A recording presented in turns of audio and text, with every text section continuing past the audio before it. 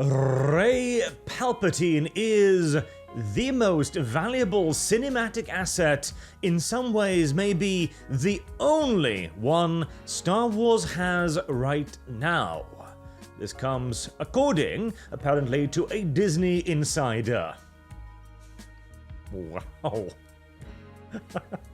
I feel if I was a major Disney investor right now, I would probably be posing the following question. So, you bought this franchise, this setting, these characters, this style, this aesthetic, all of this for $4 billion 12 years ago. Plus, mind you, stock options. So you can probably take that $4 billion and double, triple it, and you're probably closer to the actual cost of the deal to buy Star Wars from George Lucas and to Disney. And after developing all of this for over a decade, what are we left with? You had Yoda, you had Obi-Wan Kenobi, you had Luke Skywalker, you had Darth Vader, you had Palpatine, you had the entirety of the Star Wars universe. And now you have Rey, the cardboard box that speaks. Oh my God. That is... We often talk about how many of these franchises have fallen off on this channel. Star Wars is one of them. Star Wars has had a very hard time putting out any sort of quality entertainment for quite some time now. And the Star Wars movies themselves, whilst as movies they absolutely made a profit, they have massively devalued the Star Wars brand. One of, if not the single most profitable brands in entertainment history, has now been turned into something that produces flop after flop after flop after flop, like The Acolyte or Ahsoka. It has turned into an enormous black hole because they traded in all of that audience goodwill for 3 movies, who even then only did fairly well. They weren't unbelievable successes, the likes of which would be worth trading an entire franchise for, but this probably sums it up better than anything else. 12 years later, and all Disney's got is Ray Palpatine. Because they've destroyed everything else. The supposed Lando movie still in production after like 5 years or something. What did they do with, hell, Finn? See, Finn. Finn could have been such an interesting story. He really could. A stormtrooper, alright, there's a whole lot of moral conundrums we can explore English. Why did you turn on your friends? What made you decide to change side? Why did you join the Empire in the first place? What kind of bonds of camaraderie tied you? Are you feeling conflicted? All of this, no, he's just like, I'm a stormtrooper. I'm on your side now. I'm gonna start killing fellow stormtroopers by the dozens while shouting about it. Hee-haw. Oh, God. I mean, even the other plot lines, like the little romance with Rose or whatever her name is, that kind of poofed away. They had an opportunity to have him sacrifice himself bravely, bringing the character's arc to a final, great, cathartic end. You know, have Finn become the hero, have Rey go off on her dilettante little adventures to train the Force, etc., and have Finn save everybody while she gets ready. You know, taking a deviation from Luke Skywalker there, but that too is prevented. And eventually, he's just minimized, sidestepped, and thrown out of the entire goddamn thing. Even the supposed romance with him and Rey and that other pilot-y dude whose name also escapes me, even that simply just stopped existing. Like, and all of the other characters too. What did they do with Obi-Wan? They created Kenobi. Oh boy, that didn't work out very well. What about Ahsoka? Same thing, they created Ahsoka. What about Thrawn? Well, he's a pudgy-ass, incompetent admiral now. Disney has actually managed to lay waste to the entirety of the Star Wars franchise. To the point where now the only remaining character is Ray Palpatine, and I guess Pedro Pascal's Mandalorian, who's also been kind of shuffled off the stage now. Like, good God, okay. So, the rest of this article doesn't say too much of particular interest, though. I like this one. Forget the Death Star, the most coveted weapon in the Star Wars movie arsenal is the character of Rey Skywalker. Which, you know, okay. We laugh, but that is actually true. Like, due to the devastation that Disney has wrought upon the Star Wars franchise, yeah, Ray Palpatine is the sole remaining asset in their arsenal, and she's not an asset because she's wildly beloved, or because she's a particularly good character with legions of fans or anything. Indeed, everyone around her has been quietly shuffled off the backstage. I mean, Ren, or whatever his name was, the supposed replacement for Darth Vader, isn't even mentioned anymore. God help me. But she is the sole remaining main character in the Disney Star Wars franchise for, well, reasons of Disney's own making, really. I mean, who else could they bring back now? Han Solo? Well, he's dead. Luke Skywalker and all of his CGI goodness? Nobody likes that. Kenobi? Again, they murdered him too by sidestepping Anakin goddamn Skywalker, Luke Skywalker, excuse me, in replacing him with baby Leia for reasons unbeknownst to literally everyone. Maybe we can make up some new ones, like the Acolyte. It's a rather desolate field.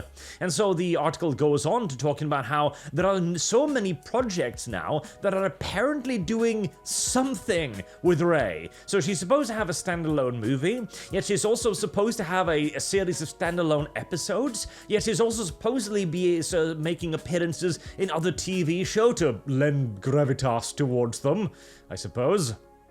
And in part, this is just, you know, Star Wars, isn't it? When you have a canon as widely dispersed as Star Wars has, even under Disney, although they've tightened it up to some extent, you might want guest appearances in many other shows, right? Kind of like the Marvel and the DC problem, you know? If Spider-Man is off saving the world at this point, where are all of the other heroes? If Thor is doing this, what is Captain America? If Iron Man is doing that, where is, well, Vision? Wanda? There are many questions like that which are simply answered by the fact that this is a movie about Doctor Strange now, or this is a movie about Hulk now. Easy peasy.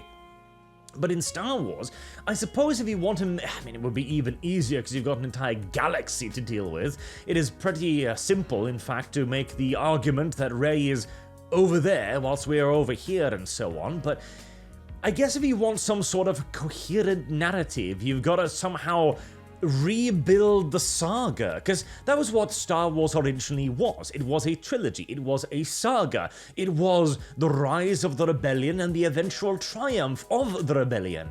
And the continuation of this, which we have seen most in the TV shows, has kind of been the stagnation and the eventual fall of the rebellion, which has honestly been a far more interesting plot point than any of the actual heroes' exploits. So if they wanted to do anything, that would be it. Explore the rise and the eventual collapse of the Republic, becoming a bloated government bureaucratic entity without anybody to rein it in, that is now under threat by outside forces they barely understand and are certainly far too incompetent to actually fight against. That could be interesting. Like I've said, in every Star Wars TV show I've covered so far, the bureaucracy appears to be the most interesting part. We don't need Ray Skywalker Palpatine here to be the hero. We need random office clerk to be the hero here. Oh god. Literally, the world building is the only thing that remains. So if that's all you got, that's what you've got to trade on, the actual Star Wars universe itself. And again, I have argued countless times that what Star Wars really needs now is to begin building something up again. Screw the Jedi, screw the massive galactic adventure, screw Thrawn, Ahsoka, all of this Obi-Wan Kenobi nonsense. Go back to a group of rebels and a group of stormtroopers. Go back to the minutiae. Build up the world and then go from there. Have Band of Brothers in the Star Wars universe. Create new characters, like they did with Rogue One. Rogue One created Andor, which is kind of a mediocre TV show, but in my opinion, but hey, details. That was something, it was a standalone story that then created questions and answers, you know? Okay, what happened to Andor? What was Andor doing before this? Okay, let's answer that. that is kind of way more interesting. What are the political intrigues involved in building the Death Star? Why did this scientist, who presumably originally, believed in the cause, decide to go against it? Andor's politicking as well, which showing like the politics of Coruscant is the most interesting part of that show, and the design of the prison also I quite enjoyed.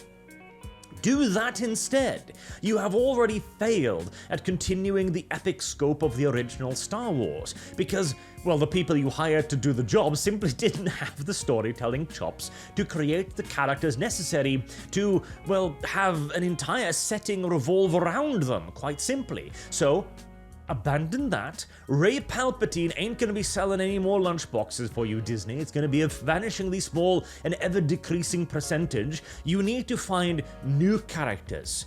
As once Ahsoka was created and then eventually vanquished, as Luke was once created, as Anakin was once created, as Obi-Wan, all of these characters, you've got to do that, Disney. And to do that, you've gotta return to the basics. We need more of the hero's journey here, more traditional storytelling, and, here's a tip too.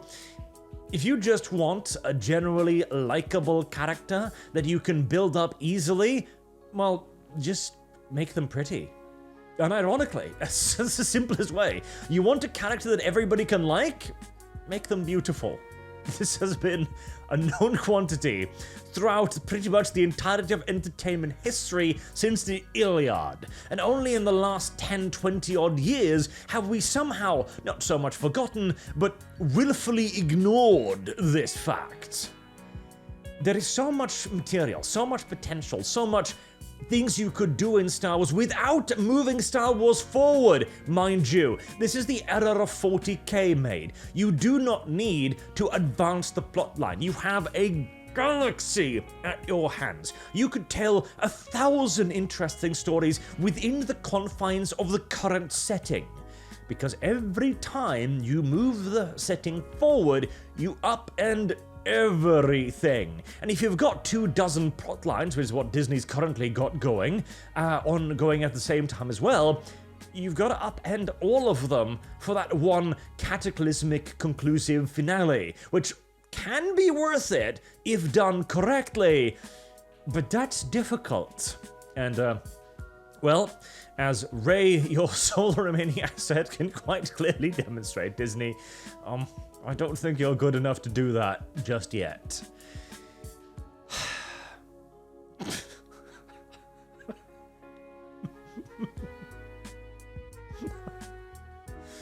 Ray Palpatine, everyone. All that remains of Star Wars. Until next time, I've been Arch. Thank you very much for watching, and I hope to see you all again soon. Have a good day.